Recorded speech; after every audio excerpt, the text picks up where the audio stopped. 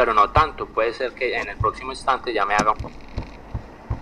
Ahí, para la implementación de esto, explica cómo se lo hace de manera digital.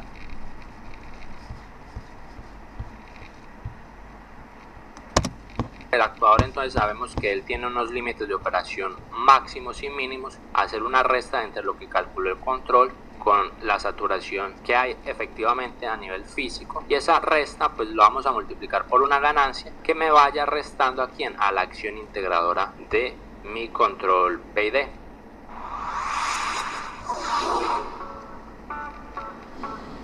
Hola, ¿qué tal, controleros y controleras? Les doy la bienvenida nuevamente a otro video del canal de controlautomaticoeducacion.com. Quien les habla en este momento es Sergio Andrés Castaño Giraldo y les doy la bienvenida nuevamente a nuestro curso de control.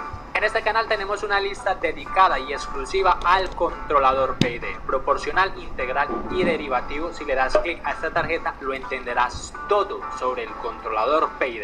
En el video del día de hoy nos compete entender uno de los problemas que tiene el control PID, que es el efecto del wind-up.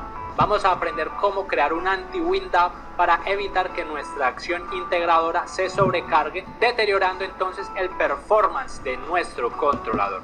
Vamos a ver cómo es que se hace.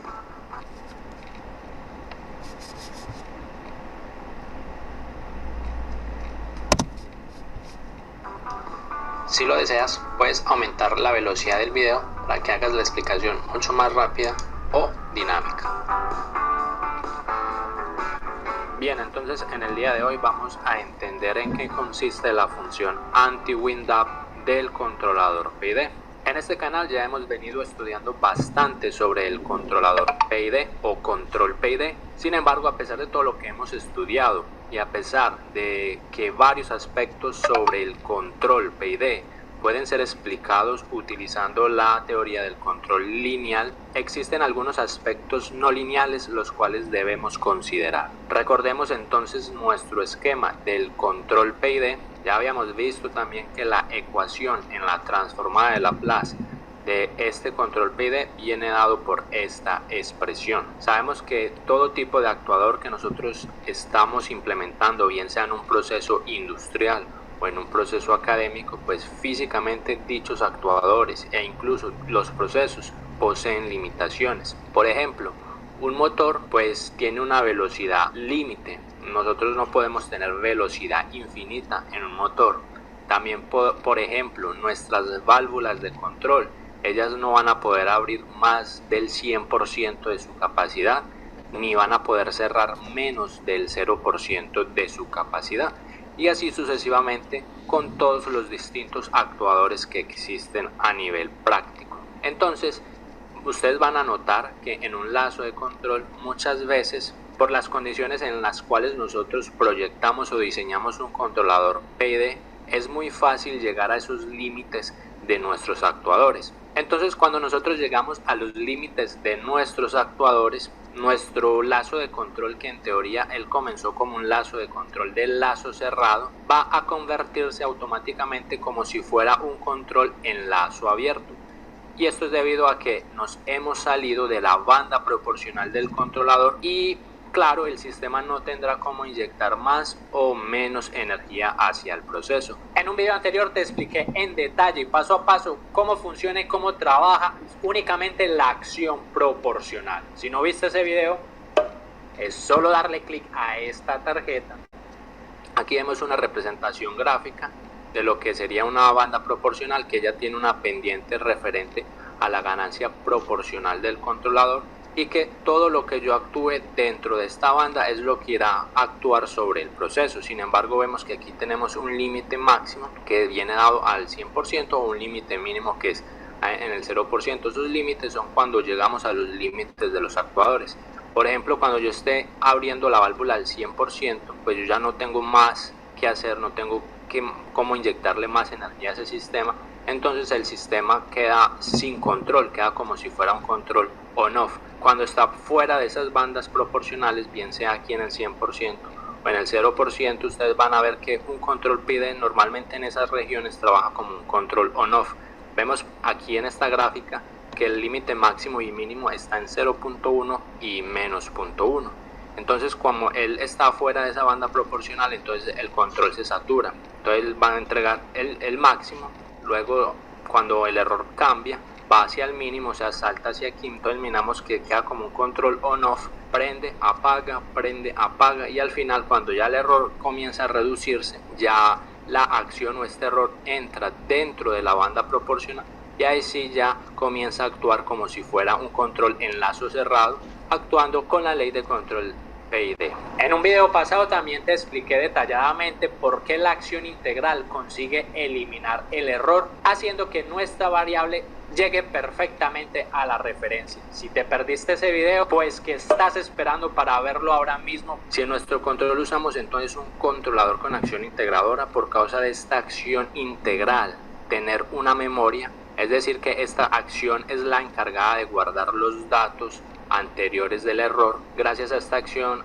veíamos que el control consigue aprender debido a los errores pasados que se acumulan en el proceso, es decir, estamos integrando el error. Esta acción va a continuar creciendo inclusive cuando nos encontremos con la saturación del sistema, y es el error que acabamos de ver. Recordamos, entonces teníamos nuestro controlador PD. Nosotros habíamos visto también en el video de la acción derivativa del control PD esta gráfica, que es la más fácil para entender cómo funciona el controlador PD, que simplemente nosotros sabemos que como tenemos un error y el error va variando con el tiempo, la idea es que el controlador PD haga que ese error se vuelva a cero. Por eso es que el error vemos que va tendiendo hacia cero, porque si el error es cero indica que la salida es igual a la referencia, o sea, estamos consiguiendo hacer un tracking o consiguiendo seguir la referencia. Si nosotros estamos ubicados en este instante de cero, vemos que el error que hay en ese instante, en este punto negro, ese error entonces va a ser multiplicado por nuestra ganancia proporcional, entonces esa sería como la acción del presente. Sin embargo, en este punto nosotros tenemos acumulado un error pasado, que habíamos visto que eso hace parte de la acción integradora, y nosotros también a partir de este punto, aplicando las series de Taylor y solo truncando hasta el primer término para aplicar entonces la derivada o la tangente en ese punto, podríamos más o menos predecir el comportamiento futuro del error, y eso entonces me lo daba la acción integradora. Entonces, acción proporcional es presente, acción integral es pasado y acción derivativa es futuro. Eventualmente también en este canal entendimos cómo trabaja la acción derivativa, y si también te lo has perdido, pues ¿qué esperas para verlo ahora mismo? En esta tarjeta que está saliendo aquí encima, dale un vistazo. Vamos a suponer que nosotros tenemos entonces un controlador proporcional P o un controlador proporcional derivativo PD. Entonces, sin importar el error que entre a este bloque, como vemos que la acción proporcional es el presente o incluso la acción derivativa es el futuro, a medida que este error cambie, la salida de este bloque o de este controlador va a cambiar instantáneamente con el error. Es decir, si tengo un error creciendo rápidamente, pues la salida de control va a crecer rápidamente. Si va a decrecer rápidamente, pues la salida también decrece rápidamente. Sin embargo, eso no sucede cuando tenemos, por ejemplo, la acción integradora del controlador, por causa que la acción integradora pues acumula los errores pasados, o sea, es una acción que tiene memoria. Yo no consigo modificar, por más que el error vaya variando, como estoy llevando en consideración toda esa acción pasada, yo no consigo modificar rápidamente la salida de ese bloque. Entonces vemos que esta parte, la etapa proporcional o proporcional derivativa, ocurre un cambio instantáneo. Sin embargo, para la etapa integradora pues demanda un tiempo para que la señal de salida pues consiga notar un cambio debido a la entrada, que en este caso es el error. Esto entonces lo que acabamos de ver, esto se traduce en que el término integral pues puede volverse exageradamente grande cuando nuestro proceso alcance los límites, principalmente por ejemplo en los actuadores, y esto va a hacer que la acción integradora pues se sobrecargue. Esto en el inglés se conoce como coloquialmente como winds up o sobrecarga de la acción integradora. La consecuencia entonces de esta sobrecarga de la señal integradora es que cuando el sistema entra de nuevo dentro de la banda proporcional, como lo veíamos anteriormente, o sea, cuando sale de las limitaciones físicas del propio proceso, se debe esperar un tiempo hasta que la integral se descargue para que el sistema comience a reaccionar y lleve la variable a nuestro set point. Y esto va a conllevar a tener entonces transitorios muy largos. Vamos a ver este ejemplo. Aquí tenemos en la parte izquierda un control PI cualquiera, no importa, en este caso solo vamos a tomar un control PI. En este caso vamos a suponer que no tenemos limitaciones, entonces se proyectó el control PI, el control aumenta y vemos que él se estaciona más o menos en 35 segundos. Consigue llegar a la referencia, vemos la acción de control que sube un poco arriba de 1, más o menos en 1.25, y al final en el estado estacionario, para conseguir esta referencia en estado estacionario necesitamos un control en estado estacionario más o menos de 0.6, y en la parte inferior pues vemos cómo va modificándose la acción integradora de este control PI, que la integral de ese control PI pues se va cargando y al final pues ya se mantiene una integral constante para alcanzar esta referencia. Ahora supongamos que en este caso nosotros vamos a imponerle un límite elemento final de control de este control PI, y esa saturación vendrá dada aquí en más o menos en 0.8. Aquí vemos entonces la comparación en líneas trazadas, sería exactamente esta respuesta como si no tuviera restricciones, y ya en línea negra pues es ya el control con saturación. Vemos que inicialmente, ustedes ven que inicialmente el control aquí sin restricciones, él casi que en la primera acción de control calcula una acción muy cerca de 1.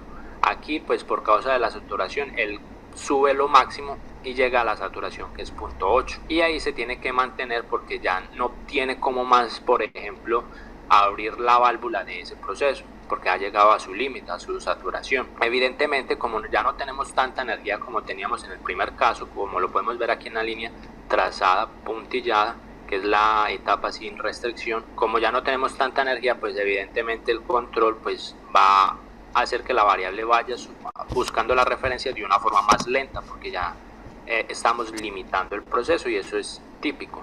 El problema surge cuando nosotros llegamos aquí a la referencia en línea negra. Cuando superamos la referencia, entonces el error pues ya se vuelve negativo, entonces nosotros tenemos que comenzar a disminuir para poder alcanzar el set point. Sin embargo, miremos que la integral del error sigue subiendo, subiendo, subiendo, y si lo comparamos por ejemplo con la integral del error sin las limitaciones, vemos que más o menos esa integral llega hasta 1.1, y aquí cuando tenemos las limitaciones miremos todo lo que se carga la integral del error, llega casi hasta 2, y eso es debido porque miremos que aquí cuando no teníamos restricciones, ¿qué es lo que hace la integral del error? Pues lo que hace es integrar el área bajo la curva de este proceso. Vemos que aquí tenemos un error, entonces esta área se está integrando, y cuando pasa pues debe compensar toda esta área, entonces aquí queda otra área que va compensando, que va a compensar esta otra área para que finalmente pues sea 0. Sin embargo, en este caso, dado que el sistema ya es más lento, vamos a ver que el área en este caso es mucho mayor a esta área. Entonces, para poder compensar toda esta área grande y quitarla, tenemos que descargar toda esta área que acabamos de cargar aquí al comienzo antes de pasar el set point. Entonces el área aquí encima debe ser mucho mayor para poder contrarrestar esta otra área. Entonces, hasta que el controlador no consiga contrarrestar toda esta integración que hizo aquí en el error, no va a comenzar a responder, y vemos que él comienza a responder más o menos por allá en 44 más o menos, y ahí ya sí comienza a bajar porque ya la integral pues ha descargado. Vemos cómo va descargando, y más o menos por aquí en 44 ya llega muy próximo a lo que estaba por aquí en 1,2, y ahí sí comienza a responder y llevar entonces la acción de control, que es el U, a su punto estacionario, y debidamente pues la variable controlada también llegará a su punto estacionario, que será la referencia. Vemos entonces que cuando pasa el set point es cuando alcanzamos el punto máximo de la integral del error. En este caso el punto máximo de la integral del error sin limitaciones está más o menos en 17, y aquí sin embargo el punto máximo, cuando alcanzamos aquí el set point, vemos que está más o menos en 25, entonces ahí se consigue acumular mucho error, y hay que esperar a que toda esa integral se descargue para que el sistema comience a reaccionar. Lo ideal sería que el control comenzara a responder muy próximo aquí a esta línea trazada, como si no tuviera la restricción, o sea que debería comenzar a bajar más o menos por aquí, y para eso entonces tenemos que evitar que la acción integradora se sobrecargue. ¿Existe otro canal de control en YouTube que te explique estas cosas y en español? ¿Verdad que no? Entonces, ¿por qué no te suscribes a este canal? Y adicionalmente, ¿por qué no miras que al lado del botón de suscripción hay un botón de unirse donde podrás tener varios beneficios y puedes continuar apoyándome a que cree más contenido de calidad sobre el área de control? Hay varias formas de hacer un anti-WinDAP. La estrategia más fácil de resolver esto es simplemente nosotros avisándole al controlador para que no cargue más la acción integral, porque el sistema está saturado. Esto nosotros lo hemos hecho a nivel práctico cuando implementamos los controles PID en el Arduino, en este canal, o también en el microcontrolador PIC. Básicamente nosotros entonces tenemos una ley de control, sabemos que la ley de control del PID es esta. Entonces, como él calcula una acción de control, la forma más rápida de hacer un WinDAP es simplemente informándole al controlador para que no incremente más la acción de control. Vamos a suponer que él calculó una acción por encima del control máximo o del límite de saturación del elemento final de control. Entonces nosotros simplemente le decimos que no, que a esa acción de control pues le recargamos el límite máximo. Entonces, por ejemplo, si el límite máximo es 100, pero él calculó aquí 120, entonces nosotros le decimos no, 120 no, eso ya se pasó. Entonces le borramos el 120 y le cargamos el 100, porque en el próximo instante entonces este UDK-1 ya no será 120, sino que será 100. Y ahí él entonces hará el cálculo con ese 100 y puede que haga un control o haga un cálculo de un control que ya esté un poco más arriba, pero no tanto. Puede ser que en el próximo instante ya me haga un cálculo por ahí que esté en 110. Entonces yo le digo a 110 no está por encima, entonces póngale 100 de nuevo, y así entonces en el próximo instante él sabe y va haciendo cada vez un cálculo menor. Entonces estamos evitando que se sobrecargue la acción integradora. Bueno, ahí evidentemente él está aplicando el anti-WinDAP de una manera digital esto es en Arduino. Si bien es cierto, ustedes no tienen mucha formación en lo que es programación, pero este lazo es muy sencillo de entender. If es una instrucción condicional. En inglés significa si. Entonces, la condición es si la acción de control en este instante es mayor que la acción de control máxima que puede recibir el actuador, entonces hace la acción de control igual a U máximo. Porque no tiene sentido de que inyectemos una acción de control más grande que la que el actuador puede responder.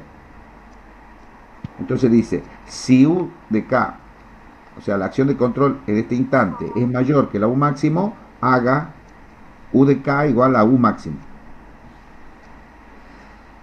Esta línea dice else if, lo que significa es, si no ha sido esta condición cumplida, compruebe esta. Else significa then en inglés. Si U de K, o sea la acción de control, es menor que la U mínima, entonces haga U de K igual a U mínimo. O sea, Es lo que él decía al principio del video, por eso que no puede dar más de lo máximo, no puede dar menos de lo mínimo. Que decía no puede dar menos del 0 y no puede dar más del 100%. Sí, señor, eso es. Entonces, con esta línea de programa, el micro, cuando va a calcular la acción de control, tiene en cuenta si se sobrepasa de la máxima, la hace igual a la máxima. Y si es menor que la mínima, hace igual que la mínima.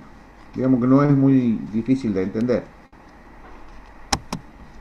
Lo mismo pasa pues para el límite mínimo. En este caso, si vemos aquí la respuesta, ya vemos que el sistema está saturado. Sin embargo, ya vemos que el sistema consigue ya estabilizarse casi que en el mismo instante, como cuando el sistema está sin limitaciones, casi aquí en 40.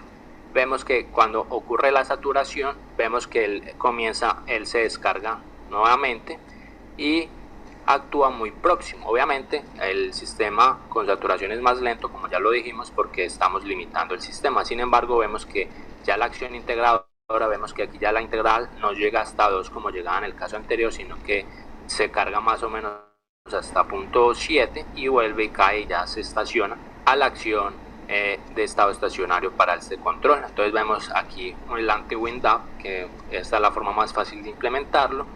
También está el anti-wind-up vía incremento de control. Esto es cuando nosotros hacemos la ley de control vía incremental, que es realizando el cálculo del incremento de control en la ley de control, y en este caso si el actuador se satura, lo que vamos a hacer es no sumarle ese incremento de control.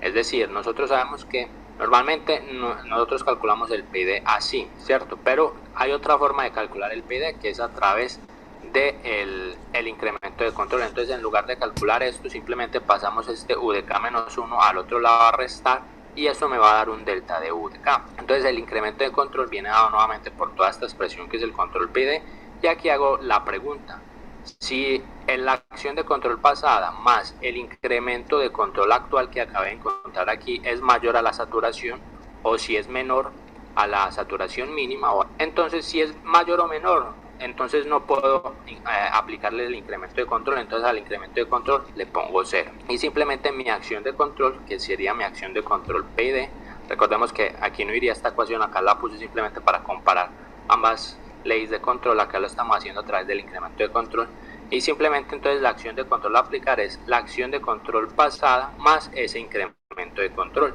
Si hubo saturación, entonces el incremento de control va a dar 0, entonces a la acción de control le vamos a aplicar la acción de control pasada. Esta es otra estrategia anti-wind-up, no va a dar exactamente lo mismo que habíamos visto aquí, porque no es la misma estrategia, pero va a dar muy próximo. Entonces miremos que con el incremento de control pues vamos a tener esta respuesta. Nuevamente el sistema se satura y vemos que él comienza nuevamente a responder muy próximo a como lo haría si no estuviera saturado, y vemos que nuevamente el sistema también se estabiliza muy próximo de 40.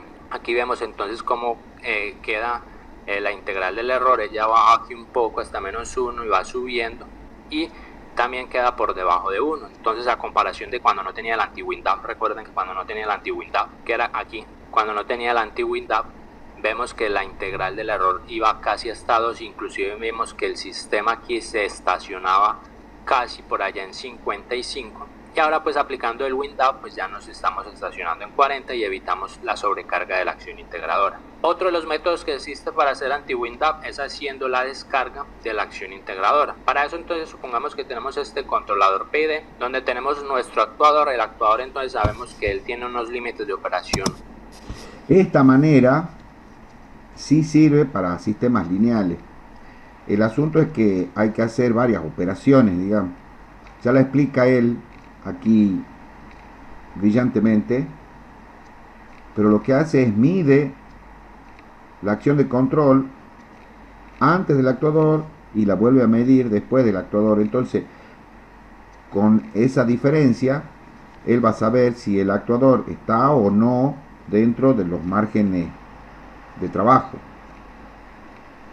Entonces, si no está dentro de los márgenes de trabajo,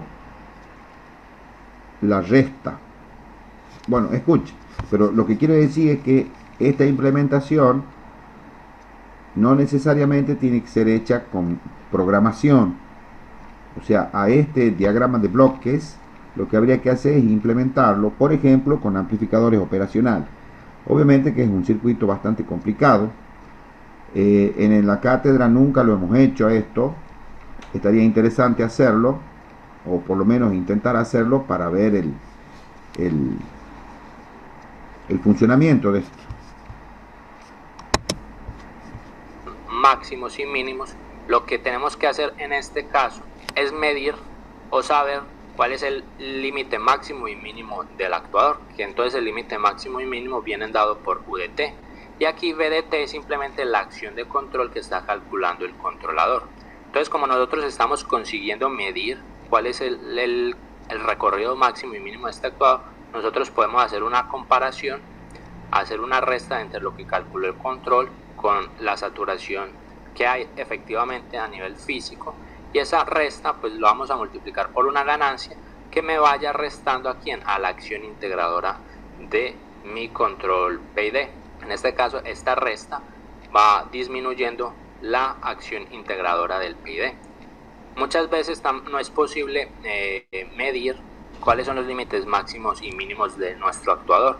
En ese caso, nosotros levantamos un modelo del actuador sabiendo cuáles son los límites máximos y mínimos, entonces le hacemos las restas al modelo del actuador y ahí sí lo aplicamos directamente al actuador. Simplemente con el modelo del actuador nosotros vamos restando la acción integradora del controlador PID. Analicemos entonces, miremos que cuando nosotros estamos haciendo esta resta, cuando el sistema no está saturado, entonces esta resta, que la llamamos como el error EDS, ese error va a dar 0, y si esto da 0, entonces esto no va a influenciar en nada a mi acción de control PID, porque él está trabajando normal porque el sistema no está saturado. Por ejemplo, vamos a suponer que él calculó una acción de control del 50%, supongamos que la saturación es 100%. Si él calculó 50%, pues no se va a saturar, entonces aquí en la salida va a salir 50%, entonces si restamos 50 menos 50, pues el error va a dar 0, entonces aquí no va a pasar nada, va a dar 0, entonces no me afecta a mi controlador. Sin embargo, por ejemplo, cuando el actuador ya está saturado, vamos a ver que este error será siempre diferente de 0. Por ejemplo, vamos a suponer que en la acción de control calculó 130%. Sin embargo, sabemos que la saturación es 100, entonces aquí a la salida me va a salir 100, porque no puede subir más que el 100%. Entonces vemos que 130 menos 100 me va a dar menos 30%, entonces me dio negativo. Entonces me va a dar negativo cuando se sature en el límite máximo y me irá a dar positivo cuando se sature en el límite mínimo.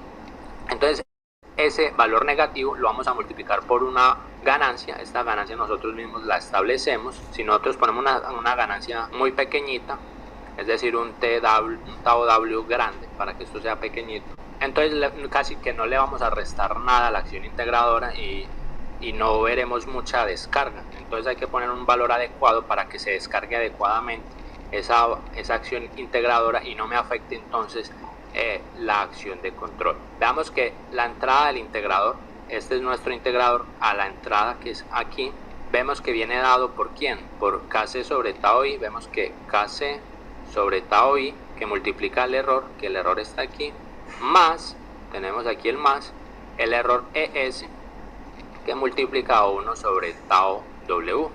Entonces eso sería lo que le entra a este integrador. Y vamos a ver que el error de saturación, que es este error ES, error de saturación, entonces a partir de esta ecuación, si despejamos ES, simplemente sería menos Kc sobre tau i por tau W por el error. En el estado estacionario, este error ES pues es simplemente la resta entre U menos V, que es lo que tenemos aquí. Entonces si reemplazamos este U menos V aquí en esta ecuación, podremos saber cuánto vale esta acción de control que estamos calculando a la salida de nuestro controlador PID.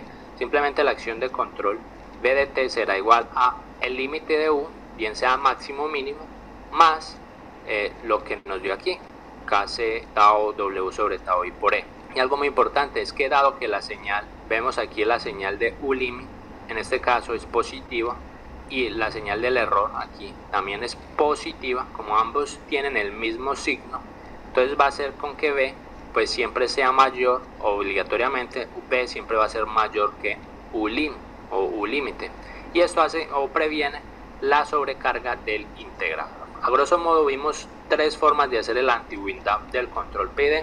¿Estás entendiendo cómo funciona la acción WinDAP? Déjame en los comentarios qué otros temas de control podríamos abordar en este canal. Los leo a todos en la caja de comentarios. Si ustedes lo desean, todas las simulaciones que acabamos de ver se los voy a dejar en la descripción de este video. Aquí simplemente está el código de implementación para los tres casos que acabamos de ver. Aquí simplemente puse un sistema o una planta de primer orden, configuré el control PI simplemente con unos parámetros.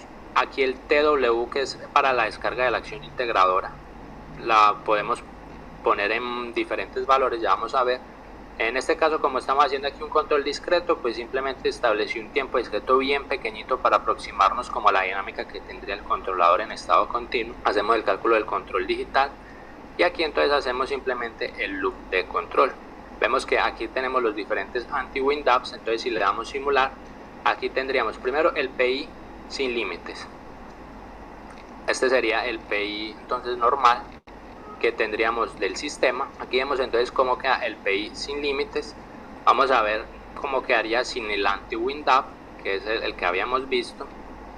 Entonces vemos que cuando lo saturamos en punto 8, vemos que la acción de control sube mucho, entonces él se demora mucho en responder y tendríamos entonces un tiempo de establecimiento demorado, a comparación de como lo tendríamos sin límites.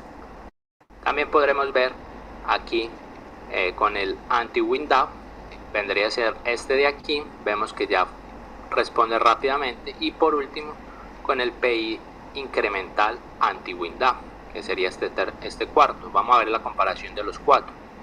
Aquí haríamos entonces la comparación de los cuatro sin límite, este sería el ideal. Aquí sin el anti-wind-up, que es el que más se demora. Aquí con el anti-wind-up vemos que ahora sí ya no tiene esa demora para responde rápidamente, y con el control incremental, que también responde sí rápidamente. Por último, también podremos ver la acción con descarga integradora. Aquí lo hicimos en Simulink, esto también se los voy a dejar para que lo descarguen. En la plataforma de Udemy tengo un curso especial de Simulink con más de 10 horas dedicados a este software. Simulink es un software paralelo de MATLAB muy poderoso para implementar controladores. Y si tú estás estudiando control, muy seguramente vas a querer aprender Simulink adecuadamente. Dale clic a esta tarjeta si estás interesado en hacer mi curso y obtener un certificado de aprobación una vez lo finalices. El link también te lo voy a dejar en la caja de descripción de este video. Aquí entonces tenemos arriba el control con anti-wind-up. Vemos que aquí tenemos el saturador que recibe la acción de control y la resta con la salida saturada. Entonces simplemente pasa por la ganancia 1 sobre tau W, que viene a descargarme la acción integradora. Y aquí tendríamos pues el control sin limitaciones ninguna. Aquí no tenemos el saturador, simplemente para hacer la comparación cuando simulamos.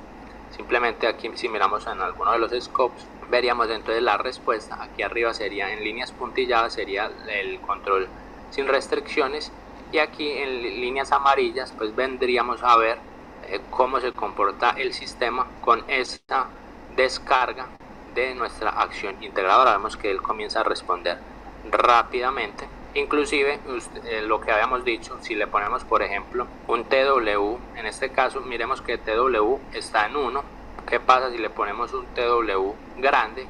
Que va a indicar que entonces la ganancia de este wind-up, si TW es grande, entonces esta ganancia será pequeñita. Miremos qué sucedería, ahí ya estaríamos perjudicando la descarga, porque estaríamos descargando muy poquito la acción integradora, y veremos que aquí estaríamos saturando. Miremos cómo sube la acción integradora, se sobrecarga mucho porque no la estamos casi descargando, porque estamos poniendo una ganancia pequeña.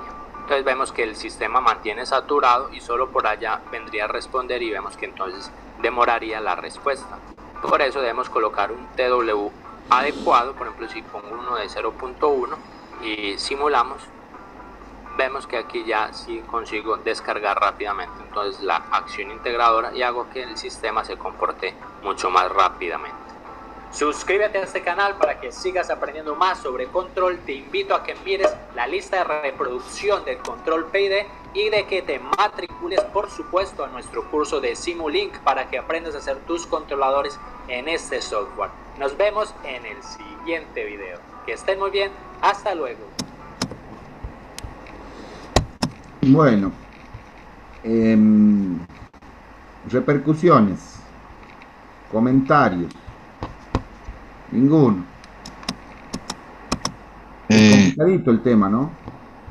Sí, lo que él hace es como poner límites, digamos, o sea, es lo que entendí yo, digamos, como que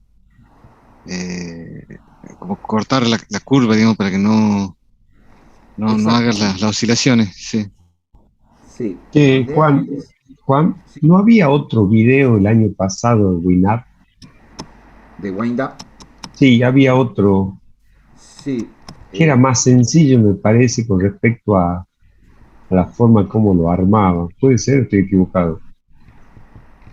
Estaba esa parte estaba, pero no tenía esos lazos donde no tenía un circuito donde podía limitar los valores de saturación de arriba y de abajo, ¿no? Era Claro. mucho más sencillo y se notaba muy claro ¿Por qué hacía falta poner un anti-WinDAP? Bueno, no, ¿No yo te pienso que lo que puede haber ocurrido es que el año pasado no lo hemos visto completo al video. Hemos Mm, obviado la parte de programación porque, bueno, los chicos han visto que, a pesar de que no es un gran programa o sea, difícil de entender, una lógica que sea muy difícil, pero ¿Y em, esa programación, profesor, la hace directamente en el Simulink? bueno, mira, hay parte que hace en MATLAB y otra parte del video es una implementación con Arduino. Hay una parte que él trabaja de la misma manera que ha trabajado el ingeniero Carrasco con los trabajos prácticos, este, de armar, vamos a ver si la podemos ver. Yo no me acordaba si está aquí puesto el circuito para la simulación en Simulink. ¿Y se conectan bien Arduino con Simulink? O sea, con MATLAB. Sí, hay forma de conectar esos dos programas. Yo Mira, soy Diego. Quiero que conozcan mi historia. el más grande. mirá cuando hagan una historia para vos, Juan, así. Desde que Amanco se juntó con el líder global Wally. Y al final, ¿dónde juega mañana? Él tiene unos límites de Ingeniero operación CC. máximos y Qué mínimos. mal. Hacer una resta entre lo que calculó el control con la saturación que hay efectivamente a nivel físico, y esa resta pues lo vamos a multiplicar por una ganancia que B pues siempre sea mayor, obligatoriamente B siempre va a ser Mira, mayor que Eso ya lo que vimos ahora. el límite. Sí, está bien. Pero lo que yo les quiero mostrar a los chicos, Si ustedes lo desean, todas las aquí, esto es MATLAB. Y él creó un script, en realidad ha creado varios scripts, y hace lo mismo que hizo el ingeniero Carrasco, que venía haciendo él con los trabajos prácticos. Mira, aquí tiene una pestaña de archivos.m. Por ejemplo, que está abierto, ay Dios, no alcanzo a leer. Anti-WindUp dice discreto. ¿Me explico lo que digo? Entonces ahí puede... Son archivos.m. ¿Cómo? Archivos.m, que es lo que, como usted dice, que venimos haciendo en los prácticos. Claro. Entonces él ahí compara las distintas situaciones, digamos. Esto tenés que saber bastante de programación. En Simulink es un poco más sencillo. Esta programación la hace aquí en MATLAB, pero la implementación, que en un determinado momento la presenta, aunque me parece que estoy confundido yo, todo hace en MATLAB y en Simulink, no hace nada con Arduino. El que hace con Arduino es el ejemplo. Y después cuando sigue... simulaciones que acabamos de ver, se los voy a dejar en la descripción de este video. Aquí simplemente está el código de implementación para los 3 casos que acabamos de ver. Aquí simplemente puse un sistema o una planta de primer orden. Y después más adelante ya trabaja con Simulink. Por último, también podremos ver la acción con descarga integradora. Aquí lo hicimos en Simulink. Esto también se los voy a dejar para que lo descarguen. En la plataforma de Udemy tengo un curso. Parece que lo deja el script ahí para que lo descargue. Sí. Bueno, si quieren ver eso, aquí donde arranca el archivo ahí hay un link a la página donde está el artículo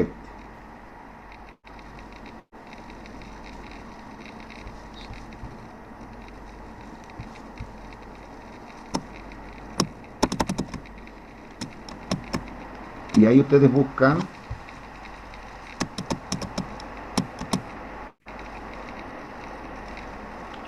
está medio lento.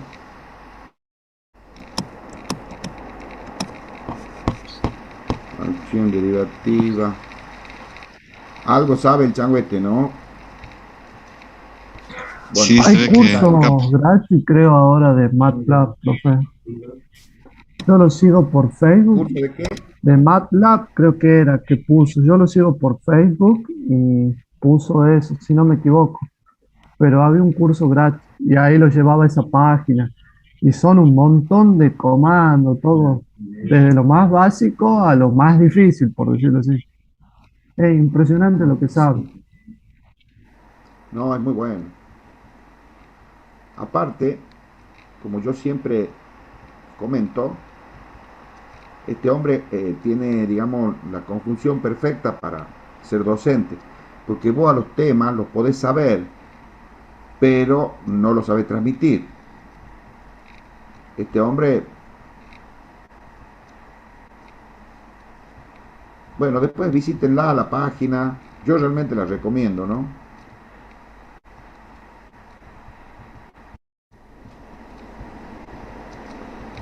A ver, Está bueno. no, impresionante. Después en la página, ¿cómo se llama? En el aula virtual, hay un video muy lindo porque que enseñan cómo se hace el control PID digital. Vamos a tratar de verlo ahora. Y también quiero mencionarles que esta temática, que es muy importante en lo que es control, de todas maneras, ustedes como ingenieros electricistas, probablemente digamos que tanto cálculo no van a necesitar. Lo que sí necesitan, y me parece importante, que ustedes entiendan de qué se está hablando cuando se habla de un controlador PID. O sea, cuál es la estrategia de control. Es una muy buena estrategia, muy usada, tiene problemas, y aquí ya lo hemos estado viendo, yo los repaso rápidamente. Para la acción derivativa, por ejemplo, el ruido es fatal, porque la derivada de un ruido es grande. Los ruidos normalmente tienen flancos de subida grande. Entonces, lo menciona, ya se lo mencionó, digamos, en clases anteriores, que el ruido es, para la parte derivativa, un gran problema. Por otro lado, si ustedes recuerdan, aquí vamos a usar esta gráfica. Aquí entra la señal de referencia, set point, ¿no es cierto? Y aquí está la variable física que se quiere controlar. El hecho de tomar que este control tenga una componente derivativa no es bueno cuando la señal de referencia, o sea el set point, entra un escalón, porque el escalón tiene una derivada infinita en teoría. Entonces va a dar un error infinito debido a ese escalón. Entonces la componente derivativa va a ser grande, entonces la acción de control que vos vas a tener aquí va a ser muy agresiva para esa señal que vos, supongamos, estás cambiando la referencia de un valor a otro valor más grande o de un valor a otro valor más chico. Bueno, si cambias de un valor a un valor más grande, va a tener una derivada positiva. Y si cambias un derivado a un valor chico, tenés una derivada negativa, pero siempre esa derivada es infinita. Una vez va a ser positiva, otra vez va a ser negativa. Entonces aquí se va a generar una acción de control, como es proporcional a la derivada, y la derivada es muy grande, muy agresiva, y probablemente te haga entrar en zonas de fuera del rango de trabajo del actuador. Entonces, como solución, no sé si ustedes se acuerdan que se planteaba que en vez de tomar la acción derivativa que provenga de aquí, se la toma directamente que provenga de la salida. Entonces ahí hemos visto dos problemas que tiene la acción derivativa y la forma de solucionar. Por otro lado, hemos visto que la acción integral, que está buena porque te reduce el error de estado estacionario ante entrada de escalón, qué sé yo, pero tiene el problema del wind up, o sea, cuando se llegan a la saturación del actuador, y eso es lo que hemos estado viendo ahora. Hay métodos para solucionar esos problemas. Yo ya les mencioné el otro problema que también hay en sistema de control, es el pasaje de manual a automático, no tiene que ser traumático. Hay formas de solucionar eso. Y también cuando la planta tiene retardos muy grandes. Esto que nosotros estamos estudiando se llama sistemas que son SISO. Single entrada, single salida. O sea, single input, single output.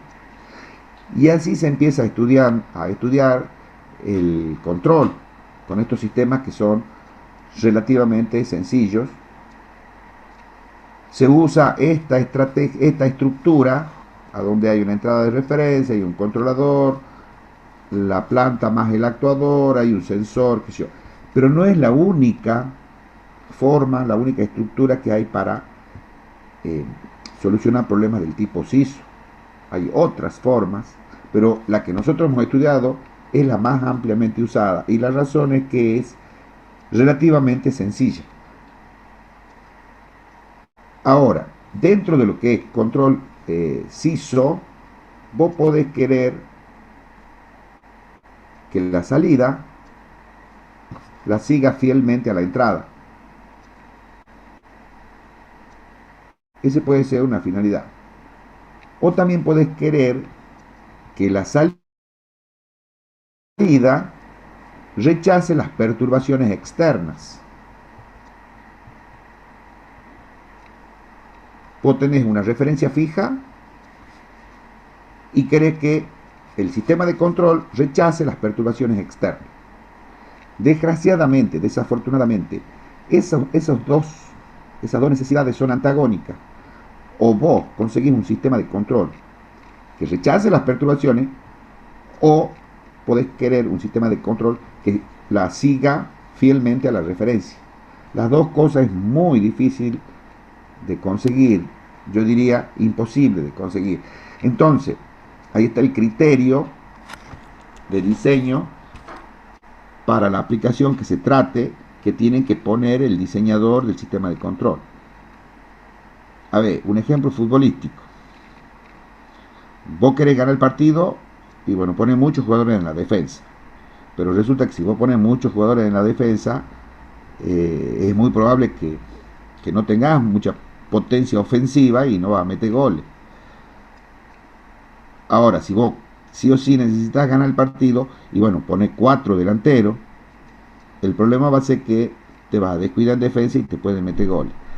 O sea, es la historia de la colcha corta. Te tapas la cabeza y te destapas los pies, o al revés. Pero esos dos requerimientos son antagónicos y son, no me atrevo a decir imposible de conseguir, porque la verdad que no sé si es imposible, pero es muy difícil conseguir. Ahora, cuando el sistema está pensado para que rechace las perturbaciones externas, se dice que el sistema es robusto, y en muchos casos eso es lo que se persigue. Por ejemplo, en una estación generadora de energía eléctrica, la entrada de referencia no cambia nunca, porque lo que vos querés generar, supongamos que estás generando trifásico 380 50 Hz, y esa es la referencia, eso es lo que hay que generar, esa tensión a esa frecuencia. La referencia no va a cambiar. Lo que sí, el sistema tiene que ser robusto para rechazar las perturbaciones externas. ¿Cuáles son las perturbaciones externas? La carga. O sea, si un sistema generador, la carga le pide corriente, es una perturbación externa y el sistema lo tiene que rechazar. ¿Me explico lo que digo? Hola. Bueno, no importa si no le entiende. Yo le entiendo. Eso por un lado. Por otro lado, muy difícilmente en una situación real, estos sistemas que son del tipo SISO sea lo que se busca. El control arrancó así arranca siempre el estudio, así arrancó el control automático, pero después se han ido las exigencias industriales, el avance tecnológico ha ido consiguiendo que ya no sean sistemas del tipo CISO, sino que sean del tipo MIMO, a donde el mismo sistema de control tiene que controlar varias variables. Esa implementación con sistemas que son lineales es tremendamente complicada. Entonces, es tremendamente, aparte de ser complicada la implementación, es muy difícil la representación, porque son sistemas multidimensionales. Si ustedes ven acá una entrada, una salida, que son procesos dinámicos, que se representan, se modelan matemáticamente con derivadas, con integrales, qué sé yo, se recurre a la transformada de Laplace, eso simplifica un poco, lo hace tratable, pero ya la función compleja es difícil de visualizarla, porque son en 3 dimensiones. Y nosotros, los seres humanos, tenemos una cabecita muy chiquita, una capacidad de entendimiento bastante chico, como para imaginarse en 3 dimensiones, que en definitiva viene a ser la representación de una función compleja. El plano complejo es una forma de ver en 2 dimensiones algo que en realidad es en 3 dimensiones. Ahora, si el sistema es MIMO, es multidimensional. O sea, ya nosotros, por ejemplo, sistemas de cuatro dimensiones, ya no hay forma de imaginárselo. De última, la variable compleja te la podés imaginar como una superficie, pero el tratamiento no es sencillo para nosotros. Nosotros estamos muy acostumbrados y lo que es fácil para nosotros ver es en 2 dimensiones. En 3 ya se complica. En 4 es imposible. ¿Qué te voy a decir en 10 dimensiones? Entonces, en los procesos reales, en realidad el sistema de control que se proyecta es para que vos controles un montón de variables físicas. Entonces, ya la representación matemática, si fuera lineal, sería muy complicada. Hay una forma de representar esos sistemas que se llaman en espacio de estados. A esa representación, que es una representación matricial. Y es difícil de imaginarse, o sea que la persona que trabaja con ese tipo de sistemas tiene que tener una abstracción mental grande, porque repito, son sistemas multidimensionales que no hay forma de que vos te los imagines. Y aparte de todo eso está el problema de la solución. La solución para esos sistemas es de manera digital. O sea que no es continua en el tiempo, sino lo que se hace es actuar en determinados momentos, no en todo momento, en determinados momentos. Eso se llama tiempo de muestreo, porque se muestrea, vamos a ver, en 2 dimensiones, un sistema CISO nomás, se muestrea la variable de salida, se la compara con la referencia, se genera una señal de error, pero en un determinado momento. Y después, la siguiente es en otro momento, un tiempo TS, que normalmente se llama tiempo de muestreo, posterior. Hay una forma matemática de representar eso que se llama ecuación de diferencias. Y esa ecuación de diferencia vendría a ser equivalente a las ecuaciones diferenciales en sistemas lineales. Y existe una transformada para trabajar con esas ecuaciones de diferencia que están en el dominio del tiempo, que se llama transformada Z, que es parecida a la transformada de Laplace, pero es un equivalente para el tiempo discreto. Obviamente que este tipo de temas ya están completamente fuera del alcance del curso. Como les decía yo al principio, la temática de control es una temática muy grande como para verla solamente en un curso de un año. Veamos un poquito esto, no me acuerdo cuánto dura, más o menos para tener una idea cómo se trabaja de manera digital. Vende online y expande tu negocio con Wix e-commerce. En este video vamos a estudiar el controlador PID digital. Vamos a ver el controlador PID como tal, lo que es el control PID, algunos aspectos importantes, algunos detalles sobre la sintonización y alguna implementación por computadora. Lo primero que nos debemos preguntar es ¿qué es un controlador PID? Muchas veces hemos escuchado que el PID es uno de los controladores más utilizados en el mundo y que se estudia bastante, por lo menos en esta universidad, pero ¿qué es un controlador PID? Entonces la respuesta depende de a quién se le pregunte. Para una persona que trabaja en la industria, un controlador PID es un instrumento que sirve para controlar temperatura, nivel, presión, flujo, etc., que se compra, se instala y se le conectan los sensores y los actuadores a ellos. Pero un controlador PID es más que eso. Para otras personas, un controlador PID puede ser simplemente un dispositivo electrónico, como por ejemplo una implementación con amplificadores operacionales, que a final de cuentas va a ser lo mismo que el controlador que tenemos aquí fabricado en masa, que este diseño de aquí, pero las personas lo entienden un poquito diferente. Si le hubiéramos preguntado a alguien hace mucho tiempo, un controlador PID sería un instrumento como el que está aquí, en el que la energía no viene de la electricidad, sino que viene del aire. Es un dispositivo neumático. Actualmente los controladores PID, excepto por algunos casos extraños o raros, casi todos funcionan con energía eléctrica, pero este funcionaba con aire y hacía la misma implementación que en el caso electrónico. Aquí tenemos otra implementación en el caso de un controlador de temperatura, también neumático. Entonces, ¿qué es un controlador PID al final? Un controlador PID uno lo puede ver como un algoritmo que en épocas actuales se programa principalmente en una computadora o, como va a ser en nuestro caso, en un microcontrolador. Este microcontrolador va a tener el algoritmo PID. Entonces podemos decir que un controlador PID es un algoritmo que sirve para realizar una tarea de control. Para tener una idea y una base común, vamos a suponer que este algoritmo PID va a estar implementado en algo que vamos a llamar el sistema electrónico de control o simplemente el controlador. Este controlador como mínimo va a recibir una señal de setpoint, que en nuestro caso va a ser la referencia, y una señal de la variable del proceso o process variable, que está aquí.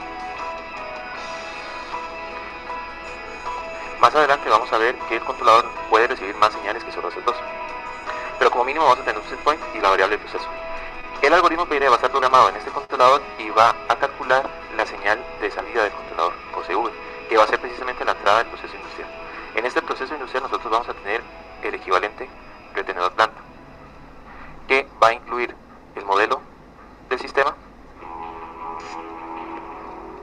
y todo lo que lo acompañe: sensores, actuadores, convertidores analógicos digitales y digitales analógicos.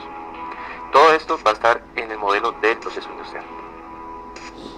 Vamos a ver ahora los detalles del control PID. En primer lugar, tenemos que tener claro que el controlador PID es un controlador lineal. Es un controlador que su nombre significa proporcional integral derivativo, porque nosotros vamos a utilizarlo para multiplicar, que es la parte proporcional, integrar y derivar la señal de error. Y esta señal de error va a estar dado por la referencia menos la señal del controlador, que usando la notación anterior sería el setpoint menos la variable del proceso. Se utiliza en más del 90% de los procesos industriales, es uno de los controladores más utilizados en el mundo. El controlador PID funciona muy bien para sistemas que tienen dinámicas de primer y segundo orden, que como nosotros hemos visto, por lo menos en tiempo continuo, tienen la forma de ganancia con un tiempo muerto y una constante de tiempo, o puede ser una ganancia, un tiempo muerto y dos constantes de tiempo distintas. Esos son los modelos que normalmente utilizamos para este tipo de sistemas. Y el algoritmo como tal, un controlador PID puede ser simplemente un dispositivo electrónico. Es que la planta con una entrada de 0 permanezca multiplica a la integral como tal del error, y tenemos el tiempo derivativo, que es lo que hace. Observen lo que dice acá, que el proceso puede tener esta forma, que es una ganancia, un retardo y un y es de primer orden, como fuera la carga de un capacitor. O puede tener una ganancia, un retardo y dos polos, o sea, dos retardos, dos constantes de tiempo de retardo que son propios de la planta. Pero el retardo siempre está el retardo, porque todos los sistemas tienen un retardo. Ahora, si el retardo es grande, toda esta teoría no va. Multiplicar a la derivada del error. Este componente de aquí, que es la parte proporcional, se suma con la parte integral y se suma con la parte derivativa. El error, digamos, multiplicado por Kp, podemos decir a grandes rasgos que representa el presente. La parte integral corresponde a lo que sería el pasado. Y la parte derivativa corresponde a lo que sería el futuro. Esta integral me dice cómo se ha comportado el error hasta ahora, es decir, todo el pasado, y la parte derivativa me dice cómo se está cambiando el error para tomar decisiones en el futuro. A la acción integral se le llama también automatic reset, porque lo que hace es que a la parte proporcional, que es esta parte de aquí, se le suma como un tipo de offset o un reset, que es lo que dice aquí. Pero este reset no es constante, sino que lo que se logra es que este varíe dependiendo de la señal del error. ¿Por qué? Supongamos que la señal del error, que es el setpoint menos la variable de proceso, sea igual a 0. En ese caso, la salida del controlador me daría simplemente 0, porque el algoritmo me diría que la multiplicación y esta suma es 0. La única manera en que eso sea posible es que la planta con una entrada de 0 permanezca en el setpoint, pero no todas las plantas hacen eso. Entonces se necesita poner un offset, pero este offset puede ser que varíe. Me parece que esto va a ser conveniente que lo veamos el miércoles. Tranquilo, fresco. Ya creo que es demasiada información por hoy. Conversemos un poquitito. ¿Qué les ha parecido hasta aquí? Ese video está muy bueno. Los que quieran y puedan, vayan viéndolo porque está realmente bien explicado. Ahí explica de una manera bastante, desde otro punto de vista, para entender qué significa el tiempo integral ese que se le pone en los controladores y qué significa el tiempo derivativo. Ahí lo explican gráficamente y es otro punto de vista para explicar lo mismo. Sí, está bueno porque él hace como preguntas básicas. Exactamente. Aparte que no es ingeniero electricista, si no he leído mal, creo que es ingeniero eléctrico. Ay, Dios, no sé. Después otra cosa que quería poner de manifiesto yo con todos estos temas es que ustedes como ingenieros electricistas no van a tener que hacer cálculos de esto. En la actualidad, digamos, los ingenieros electricistas sí tienen que tener idea de qué se trata, porque hay muchísimo control dentro de lo que es generación, dentro de lo que es transporte, en las subestaciones eléctricas. Es impresionante la cantidad de control que hay y a mi gusto, a mi forma de ver, hay algunos temas que no se los está dictando o no se los está dictando como corresponde. Por ejemplo, ustedes han visto que conmigo tienen la materia electrónica 1. De electrónica ustedes sí o sí tienen que tener idea de conversión de potencia, de alterna a continua, que vendrían a ser las fuentes de alimentación. Eso algo vemos en electrónica 1, que hemos visto reguladores, filtros, rectificadores, reguladores, filtros, qué sé yo.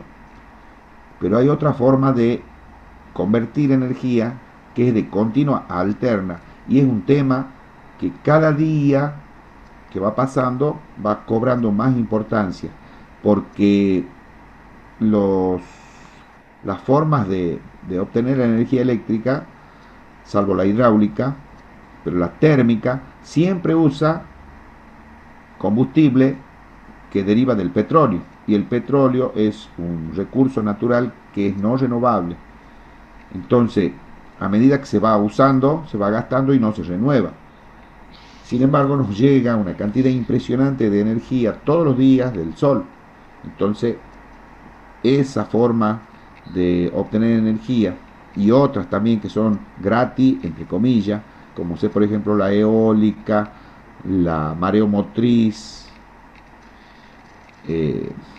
la nuclear, digamos, son las formas de energías que seguramente va a tener que recurrir el ser humano y no en mucho tiempo.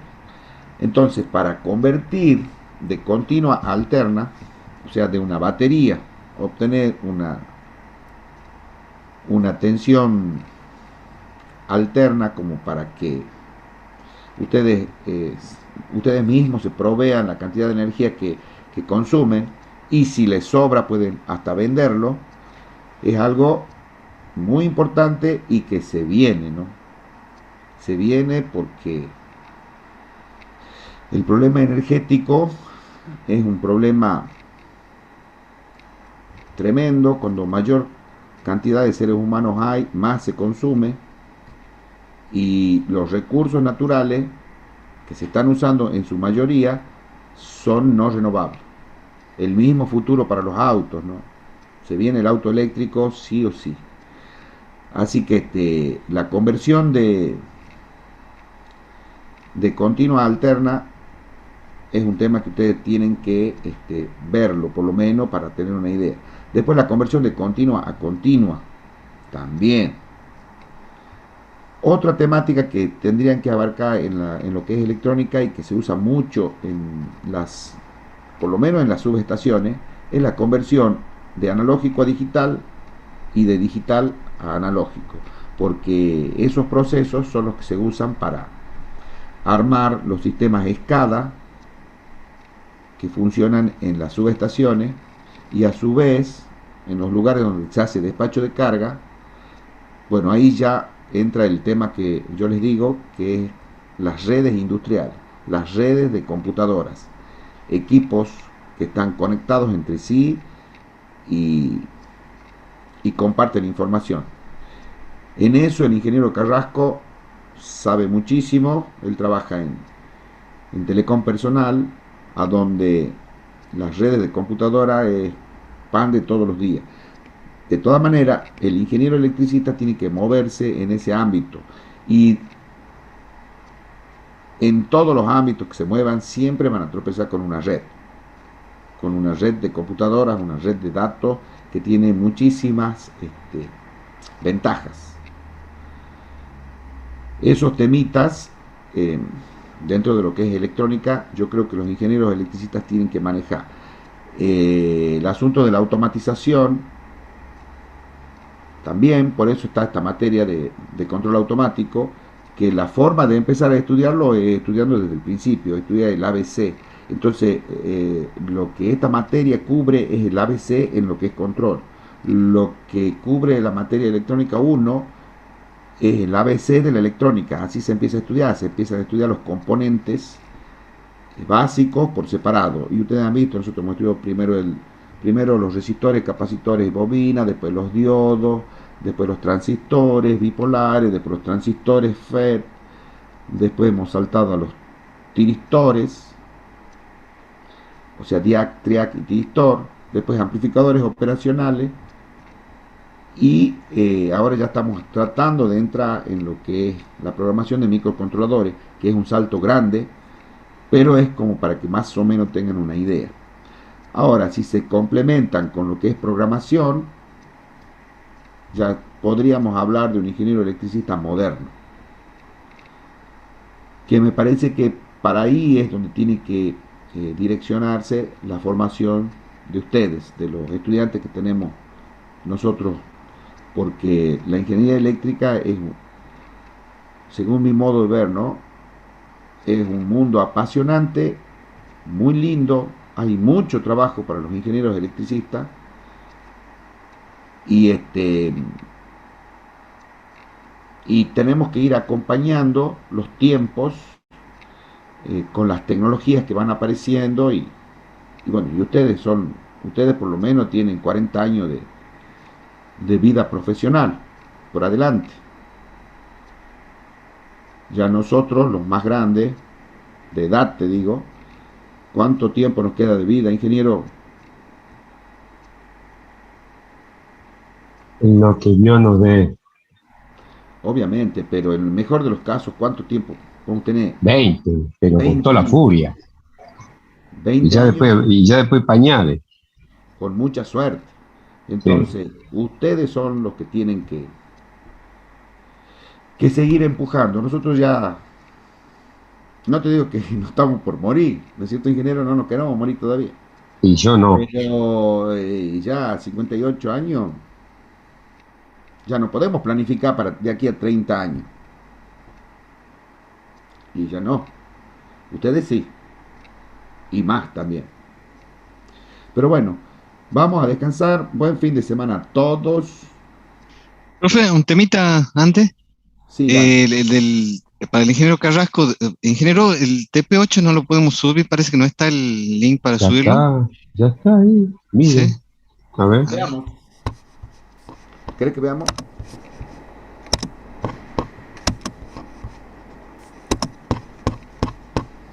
Sí, está el que dice trabajo práctico 8, descarga carpeta. Y entonces, Pero Raúl se refiere para presentarlo, profe. Claro, para subirlo. ¿cómo que no? Digo, profe. Actualizar. A ver. Poner actualizar y la redondita. Redondelita. Es el término técnico. Sí. Ah, ahí Ahí está, está. ahí está. Ahora ya está, ahí está. Perfecto, sí, no lo tiene desactualizado.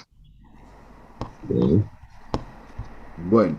Ahí está, muchas gracias. Chicos, entonces nos quedaría ver Profe. el práctico Gracias, 9 y ahí estaríamos llegando a final de año. Bien, bien. Gracias a Dios. Año duro este, muy duro. Duro y feo, porque esta virtualidad a mí ya me está hartando. Sí, a mí también me está cansando de eso. Creo que los chicos están igual. Sí, el No año sé. pasado había entusiasmo, pero este año ya Sí. no es lo mismo. Profe, había dicho que cuando lleguemos ya a fin de año íbamos a hablar sobre el tema del práctico integrador. No sé si quiere que en las próximas clases lo conversemos. Vos decís por la aprobación directa. Sí. Mira, por el año tan particular que estamos teniendo, y el año pasado, es difícil de implementar la aprobación directa. En presencial probablemente sí, porque, a ver, si vos haces un rápido repaso mental de cómo han sido todas las clases, y el que habla es el profesor. Si es teoría, bueno, la doy yo, si es práctica, la da el ingeniero Carrasco, pero no hay una participación de parte de los estudiantes. Hasta inclusive, yo te podría decir, no sé cuántos están escuchando. No te digo que no escuchan, que ninguno escucha, no, eso no te digo. Lo que sí te digo es que no sé si están escuchando. Entonces, parte del espíritu de esa aprobación directa que está buena,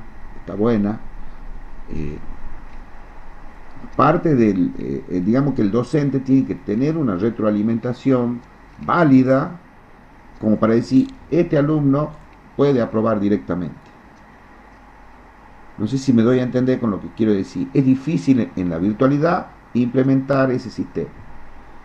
En la presencialidad es un poco más fácil. De todas maneras, nosotros, del tiempo que le estamos dando a la materia esta, y en realidad desde el tiempo que se ha implementado esta aprobación directa, ningún alumno en control automático accedió a ese beneficio. También puede ser un poco culpa nuestra, porque si vos, por ejemplo, implementas un sistema de 4 parciales, bueno, ahí tenés un poco más de chances de tener retroalimentación. Porque los prácticos, bueno, hablando con rigor de verdad, en la virtualidad los prácticos se pueden copiar muy fácilmente. En la presencialidad también.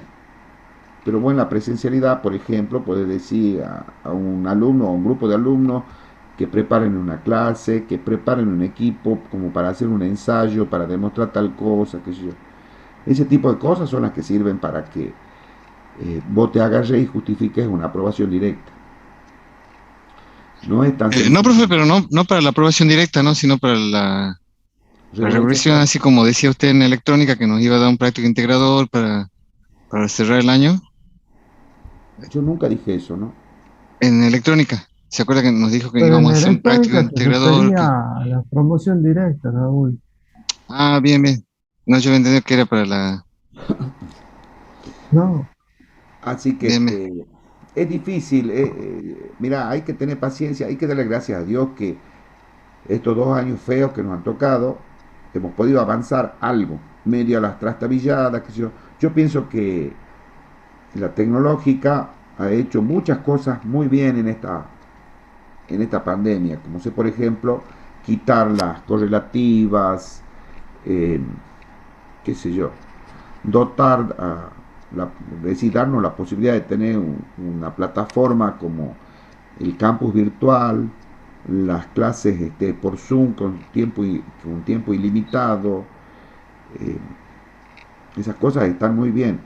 Lo que sí se podría criticar es que a esta altura yo creo que ya se tendrían que haber habilitado las clases presenciales. Sin embargo, todo ha pasado para al año que viene. Es una opinión personal, ¿no?